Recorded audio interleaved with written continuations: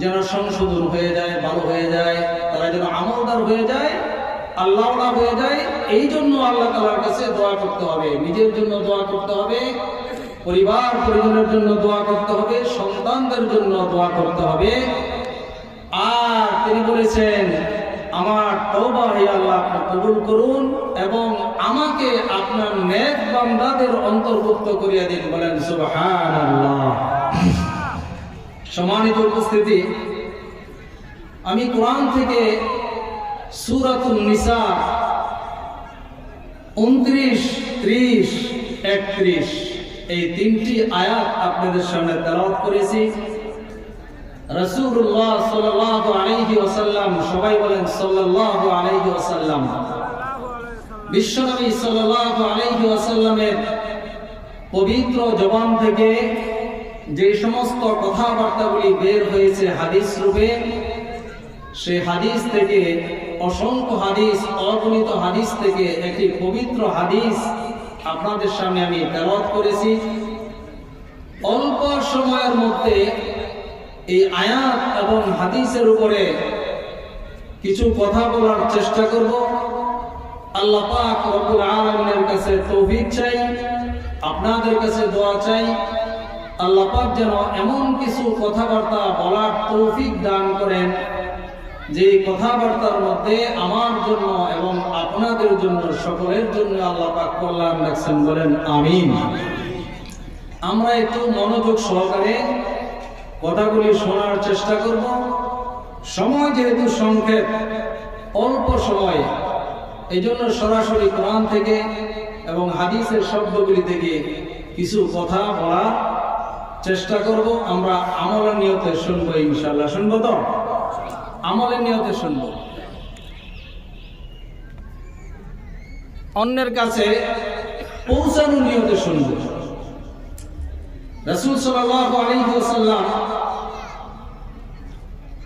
দীর্ঘ এক হাদিসের মধ্যে হযরত আবু হুরায়রা রাদিয়াল্লাহু তাআলা আনহুকে বলেন, তিনার থেকে বর্ণিত হাদিস, নবীজি বলেন, কে আসো এরকম মাই আখুদানি হাউলাইল কালিমাত, যে আমার ওই সমস্ত কথাবার্তাগুলি কে গ্রহণ করবা, গ্রহণ করে যে নিজে আমল করবা, আও ইউআল্লিমু মান ইয়ামালু বিহিন্না, অথবা অন্য কাউকে শিক্ষা দিবে এবং যারা শিখবে সে আবার তার উপরে আমল করবে, এরকম কি আছে? হযরত আবু হুরায়রা বললেন, আনা ইয়া রাসূলুল্লাহ, হে আল্লাহর রাসূল, আমি আপনার সেই কথাবার্তাগুলি শুনব এবং নিজে আমল করব, আবার মানুষকেও দাওয়াত দেব যেন মানুষ এটার উপরে আমল করতে পারে। আমাদের এই যে বিশাল আয়োজন, এত টাকা খরচ করে এই বিশাল আয়োজনের মধ্যে যদি আমরা সামান্যতম উপকৃত হইতে না পারি কোরআন হাদিসের জ্ঞান থেকে, তাহলে এই বিশাল আয়োজনটা ব্যর্থ হয়ে যাবে। ঠিক কিনা বলেন? এই 7 দিন ব্যাপী মাহফিলের মধ্যে হতে একজন মানুষ যদি এরকম হয়ে যায় যে আমি আজকে মাহফিল ওয়াজ শুনে, আমি আগে নামাজি ছিলাম না, বেনামাজি ছিলাম, আজকে থেকে আমি নিয়ত করলাম 5 ওয়াক্ত নামাজ পড়বো, নামাজ 1 ওয়াক্তও ছাড়বো না। যদি একজন লোক পাওয়া যায় এরকম, যিনি আগে সুদ খাইতেন, ঘুষ খাইতেন, যে আমি ওয়াজ থেকে, কোরআন থেকে আলোচনা শুনে এই সিদ্ধান্ত নিলাম আর জীবনে কখনো আমি ঘুষ খাবো না। যদি একজন মানুষ এরকম পাওয়া যায় যে আমি আগে মানুষ হত্যা করতাম অন্যায়ভাবে, ওয়াজ শোনার পর এই সিদ্ধান্ত উপনীত হলাম মারাত্মক কবিরা গুনাহ, আর জীবনে আমি এই ধরনের কাজ করব না। কোনো মা বোন যদি এরকম সিদ্ধান্ত নেন, পর্দা করি নাই, নামাজ পড়ি নাই, এলোমেলো জীবন যাপন করেছি, আজকাল ওয়াজ থেকে আমি এই সিদ্ধান্ত নিলাম আর কখনো আল্লাহর নাফরমানি করব না, বেপরদায় চলবো না, নামাজ ছাড়বো না, তাহলে এই মাহফিলটা সার্থক হয়ে গেল। ঠিক কিনা বলেন? আর যদি আমরা শুনলাম আর গেলাম, মেলার মতো হয়ে গেল, তাহলে এই মাহফিলের আয়োজন যারা করেছেন তারা যেরকম কোনো কিছু পেলেন না, আমরা যারা শুনলাম আমরাও কিছু পেলাম না। ঠিক কিনা বলেন? এই জন্য আমলের নিয়তে শুনতে হবে, অপরের কাছে পৌঁছানোর নিয়তে শুনতে হবে ইনশাআল্লাহ তাআলা। আল্লাহ পাক আমাদেরকে তৌফিক দান করেন, যারা বলেন আমিন। তাহলে আমি কোরআন থেকে যে আয়াত তেলাওয়াত করেছি, এই কোরআনের আয়াত আল্লাহ পাক রব্বুল আলামিন এক নম্বরে বলেন, ইয়া আইয়ুহাল্লাযীনা আমানু লা তা'কুলু আমওয়ালাকুম বাইনাকুম বিল বাতিল। হে আমার ঈমানদার বান্দারা, যারা আমার উপরে ঈমান এনেছো, যারা বিশ্বাস করেছো, ঈমানের যে কথাগুলি আমানতু বিল্লাহি ওয়া মালাইকাতিহি ওয়া কুতুবিহি ওয়া রুসুলিহি ওয়াল ইয়াউমিল আখিরি ওয়াল কদরি খাইরিহি ওয়া শাররিহি মিনাল্লাহি তাআলা ওয়াল বাসি বাদাল মাউত। এই কালিমা আমরা ছোটবেলায় বক্তব্যে পড়ছি কিনা বলেন? এখানে কি বলা হয়েছে? আমি ঈমান এনেছি আল্লাহ তাআলার উপর, সমস্ত ফেরেশতাদের উপর, আল্লাহ তাআলার আসমানি যত কিতাব আছে সমস্ত কিতাবের উপর, আল্লাহ তাআলার যত প্রেরিত রাসূল নবীগণ আম্বিয়া کرام আসছেন দুনিয়াতে, তারা যাহা কিছু নিয়ে আসছেন সব কিছুর উপর ঈমান আনলাম, বিশ্বাস স্থাপন করলাম। তারপরে ভালো এবং মন্দ যাহা কিছু হয় সব তাকদীরের ফয়সালা আল্লাহর পক্ষ থেকে হয়। তারপরে এই দুনিয়ার পরে আবার আরেকটা জগৎ, কিয়ামতের ময়দান, সেখানে আমাদের জীবনের হিসাব নিকাশ দিতে হবে। দুনিয়ার জীবনে যদি ভালো আমল করি পরকালে শান্তি, আর যদি গুনাহের পথ অবলম্বন করি তাহলে শাস্তি। এই কথাগুলোর উপর আমরা ঈমান এনেছি কি এনেছি না, জোরে বলেন। কারা কারা আমরা এই কথার উপর ঈমান এনেছি বলেন, হাত তুলে দেখাই। আল্লাহ পাক আমাদের ঈমানকে কবুল করুন, বলেন আমিন। কোরআনে আল্লাহ তাআলা দুই ধরনের ডাক দিয়েছেন, কাফেরদেরকেও ডাক দিয়েছেন, ইয়া আইয়ুহাল্লাযীনা কাফারু লা তা'তাযিরুল ইয়াওম। কাল কিয়ামতের ময়দানে কাফেররা জাহান্নামের আযাব দেখে, শাস্তি দেখে আল্লাহ তাআলার দরবারে দাঁড়িয়ে ওযর কাহি করবে, ইয়া আল্লাহ, দুনিয়ার জীবনে ভুল করেছি, অপরাধ করেছি, আবার একবার হলে আমাদের জন্য একটু দুনিয়াতে যাওয়ার ব্যবস্থা করে দিন। সেখানে গিয়ে আমরা কি করব? নামাল সলিহান ইবনা মুকিনুন, নেক আমল করব। নামাজ আগে পড়ি নাই, এখন গিয়ে আবার নামাজ পড়ব। আগে যাকাত দেই নাই, এখন গিয়ে আবার যাকাত দিব। রোজা রাখি নাই, রোজা রাখবো। আগে মিথ্যা কথা বলেছিলাম, এখন গিয়ে আর মিথ্যা কথা বলবো না। এই ধরনের ওযর কাহিগুলি আল্লাহ তাআলার দরবারে করবে। আল্লাহ তাআলা বলবেন, লা তা'তাযিরুল ইয়াওম, হে কাফের সম্প্রদায়, দুনিয়ার জীবনে যারা কুফরি করেছো, নাফরমানি করেছো, আজকের দিনে তোমাদের কোনো ওযর আপত্তি গ্রহণযোগ্য হবে না। আর ঈমানদারদেরকে আল্লাহ তাআলা বলেন, ইয়া আইয়ুহাল্লাযীনা আমানু তুবু ইলাল্লাহ। হে আমার ঈমানদার বান্দারা, তোমরা যে যে অপরাধ করেছো, অপরাধের জন্য আমি আল্লাহ তাআলার দিকে ফিরে আসো, তওবা করো, গুনাহের জন্য মাফ চাও। আমি আল্লাহ পাক রব্বুল আলামিন তোমাদের গুনাহগুলিকে মাফ করে দিব, বলেন সুবহানাল্লাহ। সেই ঈমানদারদেরকে আল্লাহ তাআলা ডাক দিয়ে বলেন, এক নাম্বার, হে আমার ঈমানদার বান্দারা, লা তাকুলু আমওয়ালাকুম বাইনাকুম বিল বাতিল।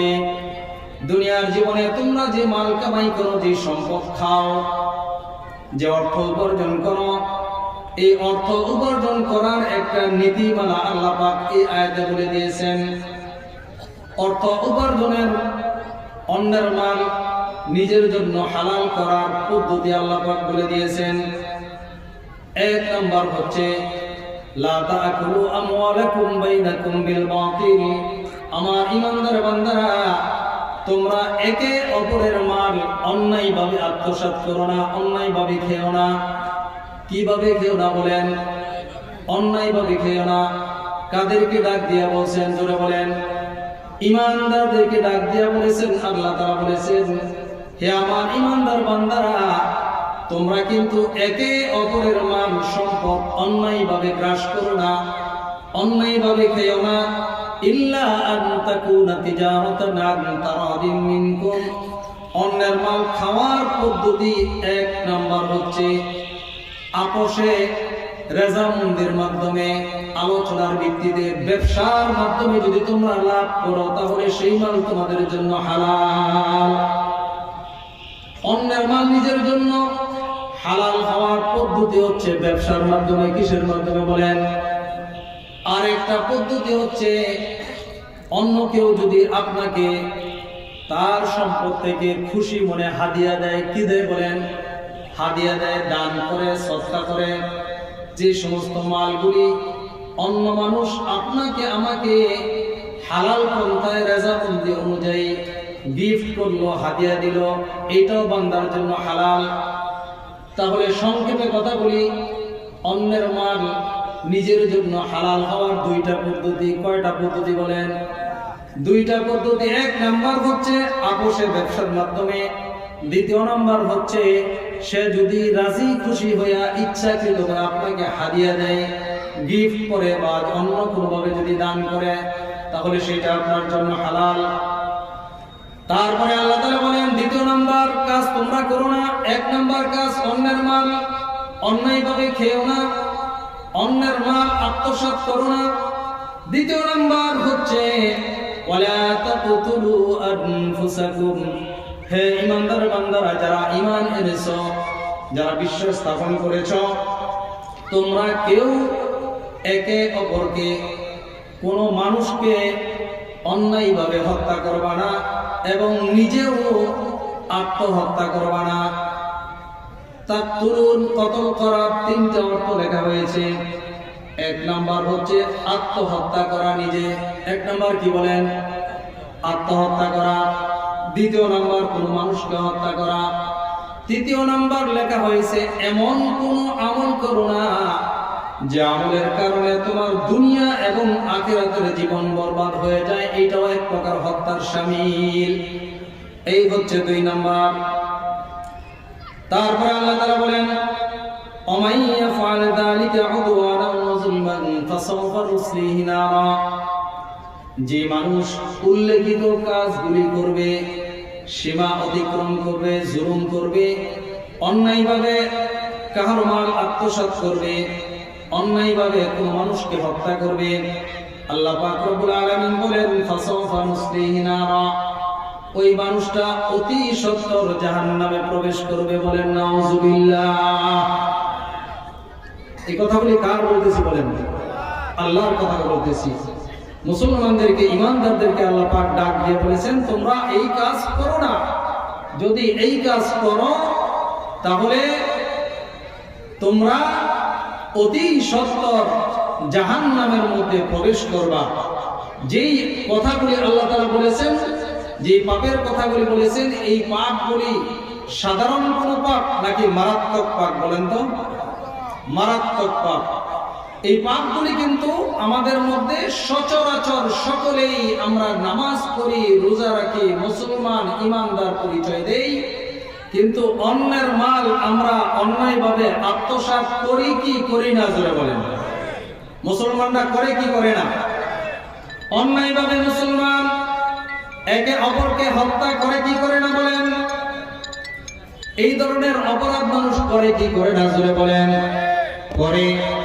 তো আল্লাহ তাআলা বলেন যারা এই কাজ করবে তারা অতি সত্বর জাহান্নামের মধ্যে প্রবেশ করবে। তারপরে আল্লাহ তাআলা বলেন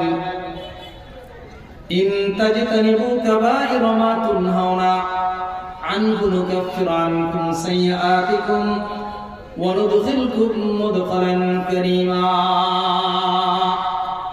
হে আমার বান্দারা, তোমরা যদি কবিরা গুনাহ থেকে বিরত থাকতে পারো, কষ্ট করে কোন মতনে যদি কবিরা গুনাহ থেকে বিরত থাকতে পারো, কি গুনাহ থেকে বলেন? কবিরা গুনাহ থেকে যদি তোমরা বিরত থাকতে পারো, তাহলে ছোটখাটো যেই সগীরা গুনাহগুলি আছে আমি আল্লাহ পাক রব্বুল আলামিন তোমাদের আমলের বরকতে সগীরা গুনাহগুলিকে maaf করে দিব। গুনাহ হচ্ছে দুই প্রকার। কয় প্রকার বলেন? আমরা সকলেই জানি গুনাহ দুই প্রকার। আমরা আলোচনা করি সগীরা গুনাহ আর কবিরা গুনাহ। কবিরা গুনাহ আল্লাহ পাক তওবা ছাড়া maaf করবেন না। আর এই কবিরা গুনাহের মধ্যেও আবার কিছু আছে আল্লাহর হক, কিছু আছে বান্দার হক। আল্লাহর হকের সাথে যেগুলি সম্পর্ক, নামাজ পড়ি নাই, রোজা রাখি নাই, যাকাত দেওয়ার কথা ছিল যাকাত দেই নাই, হজ করার কথা ছিল হজ করি নাই, এইগুলি হচ্ছে আল্লাহ তাআলার হক, কবিরা গুনাহ করেছি। যদি কবিরা গুনাহগুলি করে থাকি তওবা করলে আল্লাহ তাআলা মাফ করে দিবেন। আর যে ওই বান্দার সাথে সম্পৃক্ত, বান্দার হক যদি নষ্ট করে থাকি আমার বন্ধুগণ, তাহলে কিন্তু তওবা করলে আল্লাহ তাআলা মাফ করবেন না।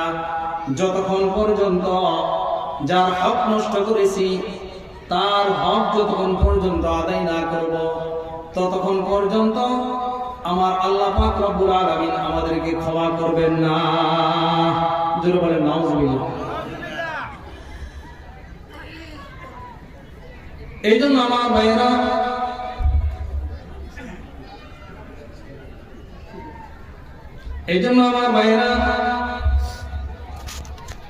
কবিরা গুনাহ থেকে যদি আমরা বাঁচতে পারি তাহলে সগীরা গুনাহগুলিকে আল্লাহ তাআলা এমনি মাফ করে দেবেন আমলের ওসিলায়।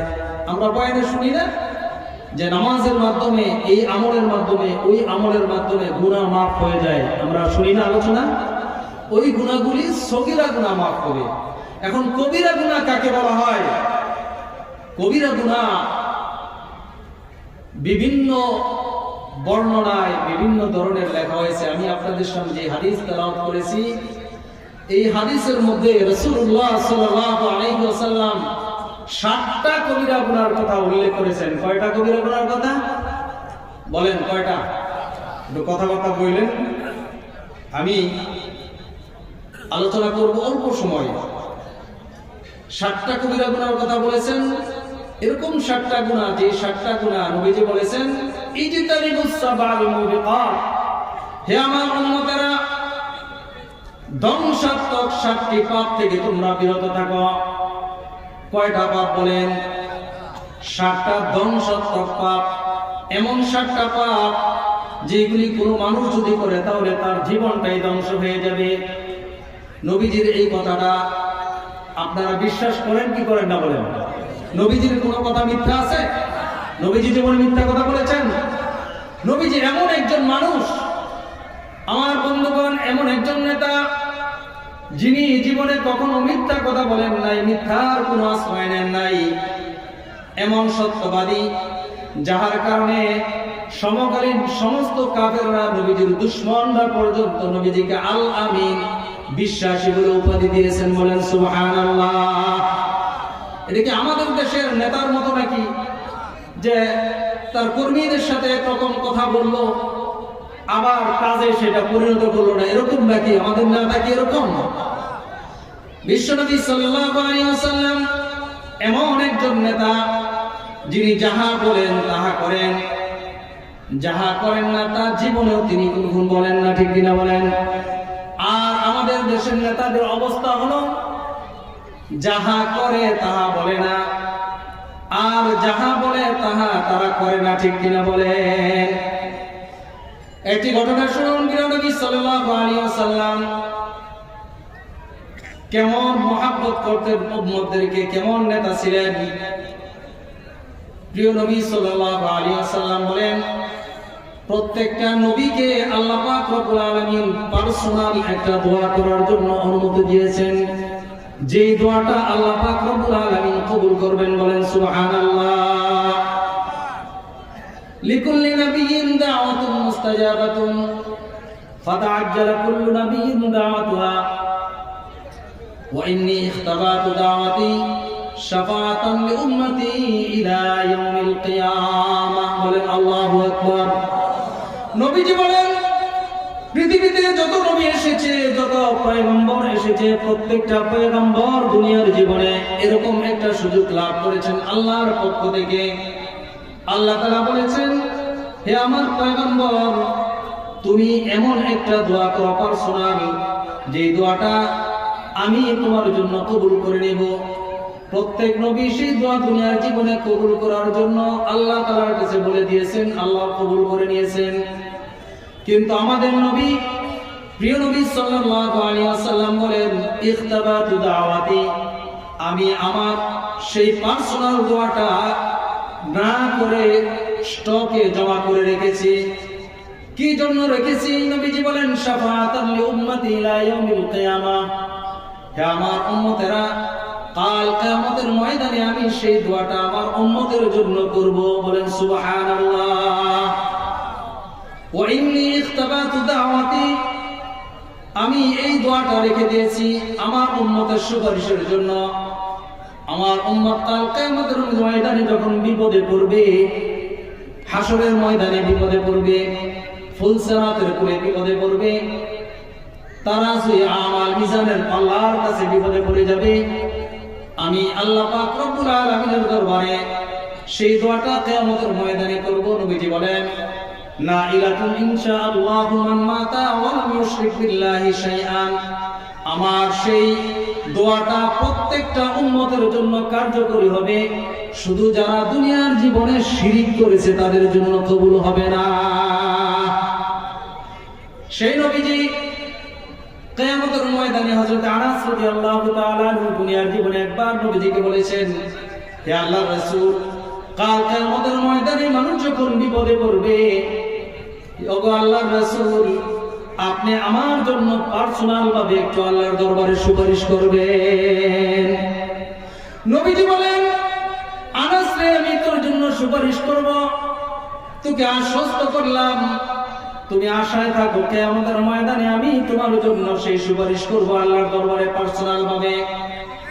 আনাস বলেন, ওগো আল্লাহর রাসূল, কিয়ামতের কঠিন ভয়াবহ ময়দানে কোটি কোটি মানুষ, পৃথিবীর শুরু থেকে শেষ পর্যন্ত এত মানুষের ভিড়ের মধ্যে যদি আমি বিপদে পড়ে যাই, ইয়া রাসূলুল্লাহ, আমি আপনাকে কোথায় খুঁজে পাবো?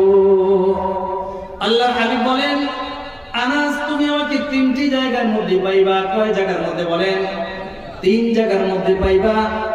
এক নম্বরে পাইবা, আমার উম্মত যখন কিয়ামতের ময়দানে উপস্থিত হবে, যখন আমলনামা ওজন দেওয়া হবে, আমি দৌড়াইয়া মিজানের পাল্লার কাছে যাব, না জানি আমার কোন উম্মতের আমল কম হওয়ার কারণে তার জন্য জাহান্নামের ফয়সালা হয়ে যায়।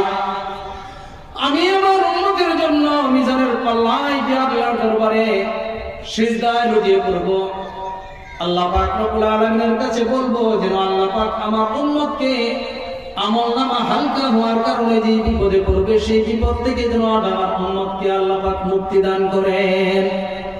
দ্বিতীয় নম্বরে পাইবা ফুলসারাতের পুল। সেই ফুলসারাতের পুল পার হতে যে কত কষ্ট, 30,000 বছরের রাস্তা, হীরার চেয়ে দার, চুলের চেয়ে চিকুন, এরকম একটা ফুলসিরাত পার হইয়া প্রত্যেকটা মানুষ পার হয়ে যাইতে হবে উপরে জান্নাত। জান্নাতের সম্মুখে এই ফুলসিরাত বসানো হবে। আনাস রে, আমি দৌড়ে একবার সেই জায়গায় যাব, যদি কোনো উম্মত তার আমলনামা দুর্বল হয়ে যায় তাহলে জাহান্নামের মধ্যে নিক্ষিপ্ত হবে, সেখান থেকে যেন আল্লাহ তাআলা মুক্তি দান করেন, হেফাজত করেন। এই জন্য আমি দৌড়াইয়া একবার ফুলসিরাতের পুলের কাছে যাব, বলেন সুবহানাল্লাহ।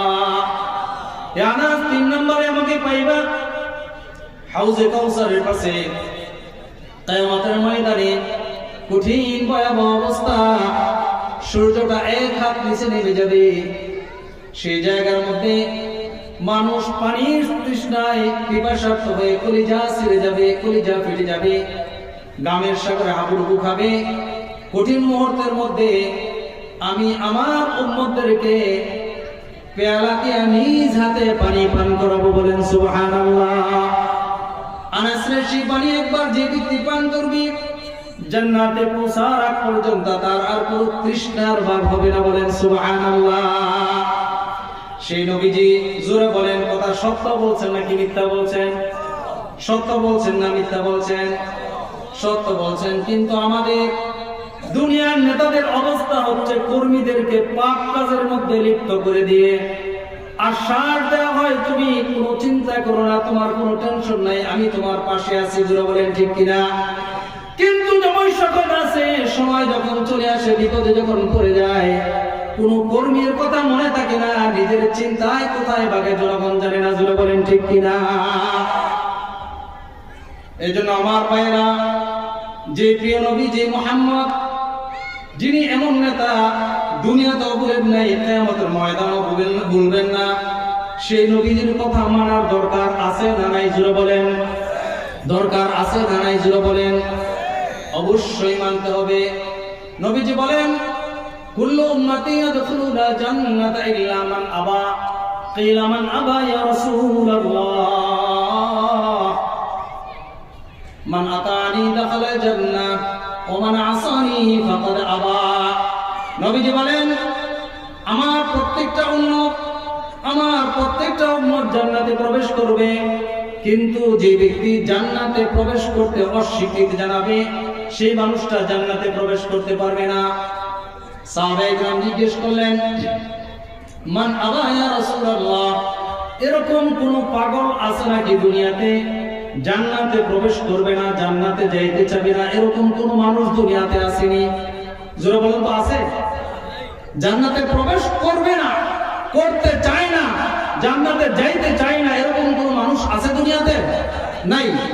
কোন ঈমানদার তো দূরের কথা, ভিন্ন ধর্মের মানুষদেরকে আপনি জিজ্ঞেস করেন, আমার হিন্দু ভাইদেরকে জিজ্ঞেস করেন যে আপনারা মৃত্যুর পরে কোথায় যাইতে চান, তারা তাদের ভাষায় বলবে স্বর্গে যাইতে চাই। ঠিক কিনা বলেন? স্বর্গীয় সুধা পান করতে চাই, অর্থাৎ জান্নাত তাদের ভাষায়। ইহুদি খ্রিস্টান তারা আগেই বলেছে লা ইয়াদখুলাল জান্নাতা ইল্লা মান কানা হুদান আও নাসারা। মুসলমানদেরকে চ্যালেঞ্জ দিয়ে বলে কিয়ামতের ময়দানে জান্নাতে যদি যাইতে হয় তাহলে একমাত্র ইহুদি এবং খ্রিস্টানরাই জান্নাতে যাবে। বলেন নাউযুবিল্লাহ। আল্লাহ পাক রব্বুল আলামিন বলেন তিলকা আমানিকুম, হে দুনিয়ার মানুষ, হে আমার নবী, তারা যে এই দাবিটা করতেছে ইহুদি এবং খ্রিস্টানরা শুধু জান্নাতে যাবে, অন্য কেউ জান্নাতে যাইতে পারবে না, এই যে তারা দাবি করতেছে এটা শুধু তাদের মনের কথা, এটা তারা জীবনেও জান্নাতে যাইতে পারবে না। তিলকা আমানিকুম, এটা হচ্ছে তাদের মনের কথা। হে নবী আপনি তাদেরকে বলুন কুল হাতু বুরহানাকুম ইন কুনতুম সাদিকিন। নবী আপনি বলুন তারা যে জান্নাতে যাওয়ার দাবি করে, যদি তারা জান্নাতে যাবে ইহুদি এবং খ্রিস্টান, অন্য কেউ যাইতে পারবে না, তাদের পক্ষে দলিল প্রমাণ প্রকাশ করার জন্য আপনি বলুন। বলেন সুবহানাল্লাহ। এই জন্য আমার বাইরে দাবি করলেই জান্নাতে যাওয়া যাবে না, জান্নাতে যাওয়ার জন্য জান্নাতের কাজ করতে হবে। ঠিক কিনা বলেন? এই জন্য নবীজি বলেন যারা জান্নাতে যাইতে অস্বীকৃতি জানাবে তারা জান্নাতে যাইতে পারবে না। সাহাবায়ে কেরাম জিজ্ঞেস করলেন মান আবা ইয়া রাসূলুল্লাহ, ইয়া আল্লাহর রাসূল, জান্নাতে যাইতে আবার অস্বীকৃতি জানাবে এরকম পাগল দুনিয়াতে আছে নাকি? আল্লাহর হাবিব বলেন মান আতানি দাখালাল জান্নাতা ওয়া মান আসানি ফাকাদ আবা। হে আমার সাহাবীরা, জেনে রাখো যারা দুনিয়ার জীবনে আমার অনুসরণ করবে, আমার ইত্তেবা করবে, তারাই জান্নাতে যাবে। ওয়া মান আসানি ফাকাদ আবা। আর যে মানুষগুলি আমার নাফরমানি করবে, আমার অনুসরণ করবে না, ইতাআত করবে না, ইত্তেবা করবে না, ওই মানুষগুলি কিয়ামতের ময়দানে জান্নাতে যাওয়ার জন্য দুনিয়াতেই অস্বীকৃতি জানাইলো, তারা জান্নাতে যেতে পারবে না। বলেন নাউযুবিল্লাহ। আমরা সবাই জান্নাতে যেতে চাই, জান্নাতে যাওয়ার আল্লাহ পাক আমাদের সকলকে জান্নাতে যাওয়ার তৌফিক দান করুন। বলেন আমিন। যে হাদিস বলেছি, হাদিসের মধ্যে কয়টা ধ্বংসাত্মক কথা বলা হয়েছে বলেন? নবীজি বলেছেন আমার উম্মতেরা এই 7টা পাপ তোমরা করবে না, এই 7টা পাপ যে ব্যক্তি করবে তার জীবন ধ্বংস হয়ে যাবে, তার জীবন একবারে বরবাদ। মানুষের জীবন ধ্বংস হয় কিভাবে? কোরআনের এক আয়াতে আল্লাহ তাআলা বলেন হে নবী আপনি আমার বান্দাদেরকে বলে দিন কুল ইন্নাল খাসিরিনা আল্লাযীনা খাসিরু আনফুসাহুম ওয়া আহলিহিম ইয়াওমাল কিয়ামাহ আলা যালিকা হুয়াল খুসরানুল মুবিন।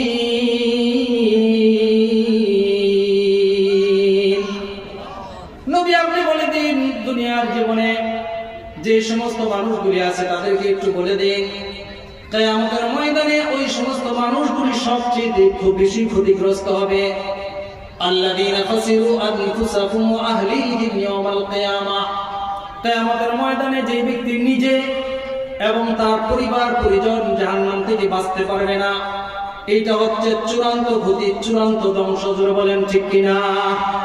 কিয়ামতের ময়দানে যে মানুষটা জাহান্নাম থেকে বাঁচতে পারল না, জান্নাতে যাওয়ার ব্যবস্থা করতে পারিল না, আল্লাহ তাআলার পক্ষ থেকে ফয়সালা হলো না, আল্লাহ তাআলা বলেন যালিকা হুয়াল খুসরানুল মুবিন, এইটা হচ্ছে স্পষ্ট গতি, স্পষ্ট ধ্বংস। অন্য আয়াতে আল্লাহ তাআলা বলেন, হে নবী আপনি এই কথাটাও জানাই দেন মানুষদেরকে যারা কিয়ামতের ময়দানে পুরস্কার পাবে, পুরস্কার পাওয়ার পর জাহান্নাম থেকে মুক্তি পেয়ে ফামান যুহজিহা আনিন নার, জাহান্নাম থেকে মুক্তি পেয়ে ওয়া উদখিলাল জান্নাতা ফাকাদ ফাস, জান্নাতে প্রবেশ অধিকার লাভ করবে, ওই মানুষটা চির সফল কাম হয়ে গেল। বলেন সুবহানাল্লাহ। আমার বন্ধুগণ, দুনিয়াতে কি পেলাম কি না পেলাম বিষয় নয়, ঈমানটা যদি নিয়ে যাইতে পারি, আল্লাহর রাসূলের সুন্নতের অনুসরণ যদি করে যেতে পারি, আল্লাহর বিধানগুলি যদি মেনে যেতে পারি, কবিরা গুনাহ যদি ত্যাগ করে সাধারণ জীবন যাপন করতে পারি, তাহলে আমলের বদৌলতে আল্লাহ পাক সগীরা গুনাহগুলি maaf করে কাল কিয়ামতের কঠিন ময়দানে জাহান্নামের আযাব থেকে মুক্তির ব্যবস্থা করে আপনার আমার জন্য জান্নাতের ব্যবস্থা করে দিবেন। বলেন সুবহানাল্লাহ। এইজন্য সেই জান্নাতে যাইতে আমরা রাজি আছি তো? তাহলে 7টা বিষয় বলবো, এই 7টা বিষয় যদি আমাদের মধ্যে থাকে তাহলে চিরতরে ত্যাগ করব, আর যদি না থাকে তাহলে আর জীবনেও যেন না আসে, এর জন্য আল্লাহ তাআলার কাছে দোয়া করব তো ইনশাআল্লাহ। যদি আমাদের মধ্যে থাকে তাহলে চিরতরে ত্যাগ করে তওবা করে পাক পবিত্র হয়ে যাব তো ইনশাআল্লাহ। এই নিয়তে এখন বলবেন যে যদি হুজুর এই নিয়ত করি, পরে যদি আর এই পাপ কইরা বসি তাইলে তো নিয়তের উপর খেলাপ হয়ে গেল, নাকি বলেন? পরে তো এই পাপ করতে পারবো না। নিয়ত করতে হবে পাপ থেকে বাঁচার জন্য, গুনাহ থেকে বাঁচার জন্য, তারপরে আল্লাহ তাআলার কাছে দোয়া করতে হবে, ঠিক কিনা বলেন? তাহলে 1 নম্বর নবীজি বলেছেন ইজতানিবুস সাবাল মুবিকাত, হে আমার উম্মতেরা 7টা ধ্বংসাত্মক বিষয় থেকে তোমরা বিরত থাকো। এরকম 7টা বিষয় যেটা কোনো মানুষ যদি করে তাহলে তার জীবন ধ্বংস হয়ে যাবে। 1 নম্বর ধ্বংসাত্মক বিষয়, সাহাবায়ে কেরাম জিজ্ঞেস করলেন ইয়া রাসূলুল্লাহ সেই ধ্বংসাত্মক বিষয়গুলি কি? নবীজি 1 নম্বরে বললেন আশরিকু বিল্লাহ। হে আমার উম্মতেরা, দুনিয়ার জীবনে যদি কোনো মানুষ আল্লাহর সঙ্গে শিরিক করে তাহলে তার জীবন ধ্বংস। তার জীবন কি বলেন? ধ্বংস। ব্যাখ্যা করার সময় পাবো না। 2 নাম্বার ওয়াসসিহরু, জাদু করা। কি করা বলেন? জাদু করা। মুসলমানদের মধ্যে জাদুকর আছে না নাই জোরে বলেন? এই কাজগুলি আমার মা বোনেরা পর্দার আড়ালে থেকে বাসা বাড়িতে বসে যে যেখানে বসে শুনতেছেন খুব মনোযোগ সহকারে শোনেন। জাদু করা, তাবিজ করা, টোটকা করা, এইগুলি মহিলাদের মধ্যে রোগ অনেক বেশি, ঠিক কিনা বলেন? স্বামী কথা শুনে না, স্বামীকে বশ করা যায় না।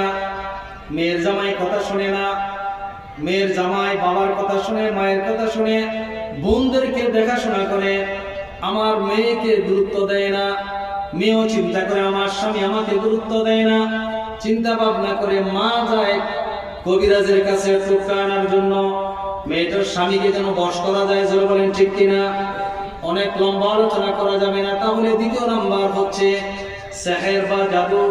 মানুষকে বশ করার জন্য, মানুষের ক্ষতি করার জন্য, মানুষের স্বাভাবিক জীবনটাকে অস্বাভাবিক উলটপালট করে দেওয়ার জন্য যে সমস্ত কাজকর্মগুলি করা হয় এগুলি জাদু, জোরে বলেন ঠিক কিনা?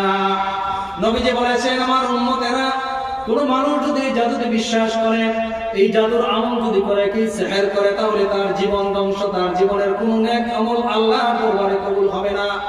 কিয়ামতের ময়দানে এই জাদুকর শিরককারীর মতো জাহান্নামে যাবে।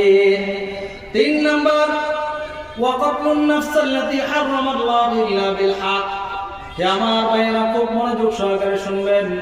নবীজি বলেছেন কোন মানুষ যদি অন্যায়ভাবে কোন মানুষকে হত্যা করে, ন্যায়সঙ্গত কারণ ব্যতীত, আল্লাহর হুকুম ব্যতীত কোন মানুষকে হত্যা করে, তাহলে ওই মানুষটার জীবন ধ্বংস। কোরআনে আল্লাহ পাক রব্বুল আলামিন বলেন মান কাতালা নাফসান মুতাআম্মিদান ফাজাযাউহু জাহান্নামু খালিদিনা ফিহা। যে ব্যক্তি দুনিয়ার জীবনে কোন মানুষকে অন্যায়ভাবে হত্যা করবে, ওই মানুষটার ঠিকানা হবে জাহান্নাম। জোরে বলেন নাউযুবিল্লাহ।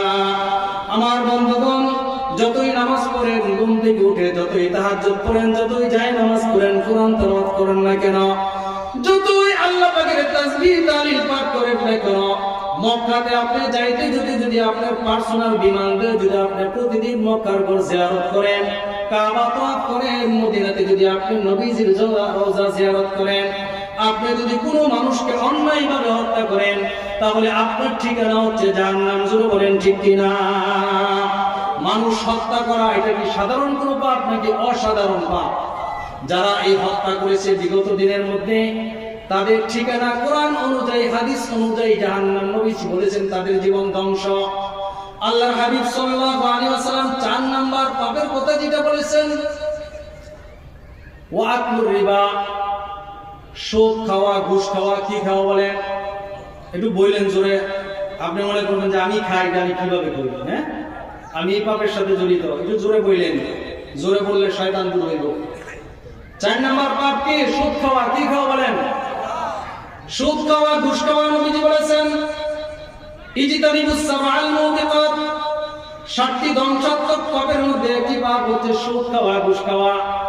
আমার ভাইরা, সুদে টাকা লাগাইয়া, সুদ খাইয়া, ঘুষ খাইয়া, অফিসের টেবিলে বসে নিচে দিয়ে টাকা নিয়া, ফাইল আটকে যে কোনো ভাবে সুদ খায়, ঘুষ খায়, যোহরের নামাজের আযানটা দিলে ওই সুদ করে আবার মসজিদে গিয়ে নামাজ পড়ে আল্লাহকে সিজদা করে আবার সুন্দর করে মসজিদে এসে তাসবিহ তাহলিল পাঠ করে আবার অফিসে এসে ঘুষ খায়। এরকম সুদখোর নামাজি আছে না নাই? জোরে বলেন। তাসবিহ তরকফ, তওবা বরলাব, দিরব বরজু কেগুনা। তাসবিহ তরকফ, তওবা বরলাব, দিলব বরজু কেগুনা। মাসিয়াতরা খান্দাবি আয়াত যে ইস্তিগফারে মা। হাতে তাসবিহ, মুখে ইস্তিগফার, আবার দিলে দিলে গুনাহ করার তামান্না। আল্লাহর জিকির করো, নামাজ পড়ো, রোজা রাখো, হাতে তাসবিহ তাহলিল পাঠ করো, আবার ঘুষ খাওয়া, সুদ খাওয়ার জন্য মানে খুব তামান্না রাখো, হারাম খাওয়ার জন্য। কবি বলেন এরকম তওবাকারীকে শয়তান ওদিকে হাসে। জোরে বলেন ঠিক কিনা? তাহলে 4 নাম্বার পাপ হচ্ছে সুদ খাওয়া যাবে না, ঘুষ খাওয়া যাবে না। যে ব্যক্তি সুদ খাবে, ঘুষ খাবে, এরকম মারাত্মক পাপ যার সাথে সম্পৃক্ত, তার জীবন ধ্বংস। দুনিয়াতেও সে ধ্বংস, পরকালেও ধ্বংস। সুদ ঘুষের টাকা নিয়ে সে কোনোদিন দুনিয়াতে সুখী হইতে পারবে না। যারা বলেন ঠিক কিনা? এই ব্যাপারে একবার। 5 নাম্বার হচ্ছে ওয়া আকলির রিবা ওয়া আকলি মালাল ইয়াতীম। 5 নাম্বার হচ্ছে এতিমের মাল আত্মসাৎ করা। কার মাল আত্মসাৎ করা বলেন? এতিমের মাল আত্মসাৎ করা। যে ব্যক্তি এতিমের মাল অন্যায়ভাবে আত্মসাৎ করবে তার জীবন ধ্বংস। 6 নাম্বার হচ্ছে যুদ্ধের ময়দান থেকে বেগে যাওয়া। কোথা থেকে বেগে যাওয়া? যুদ্ধ আছে না নাই? জোরে বলেন। জিহাদের ময়দান থেকে বেগে যাওয়া।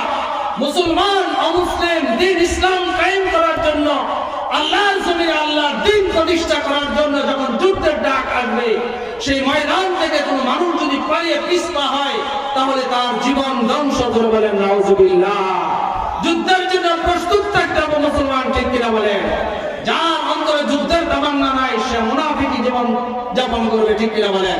এটা কয় নাম্বার পাপ বললাম? 6 নাম্বার পাপ। 7 নাম্বার পাপ হচ্ছে কোন অবলা, অজানা মুসলিম যে কোনো কিছু দোষ করে নাই এরকম মুসলমান নারীর উপরে জিনার অপবাদ দেওয়া। তাহলে এই 7টা পাপের কথা মনে রাখবো। 1 নাম্বার শিরিক করা, 2 নাম্বার জাদু করা, 3 নাম্বার অন্যায়ভাবে হত্যা করা, 4 নাম্বার সুদ খাওয়া, 5 নাম্বার এতিমের মাল আত্মসাৎ করা, 6 নাম্বার যুদ্ধের ময়দান থেকে, জিহাদের ময়দান থেকে মুসলমান থেকে যাওয়া, 7 নাম্বার হচ্ছে কোন নির্দোষ নারী মহিলা মুসলিমের উপরে জেনা অথবা কোনো অন্যায় অপবাদ দেওয়া। এই 7টা পাপ যদি কার মধ্যে থাকে তাহলে আল্লাহর হাবিব বলেন ধ্বংস হয়ে যাবে।